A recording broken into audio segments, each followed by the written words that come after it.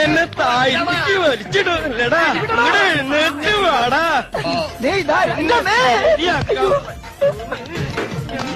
നിന്നെ ഞാനിന്ന് കൊല്ലോടാ കുരുത്തം കെട്ടവന്. നിന്നെ ജീവനോട് വേണോ? അതേടാ, ഞാൻ നിനക്കൊരു ശല്യാന്ന് എനിക്കറിയാം.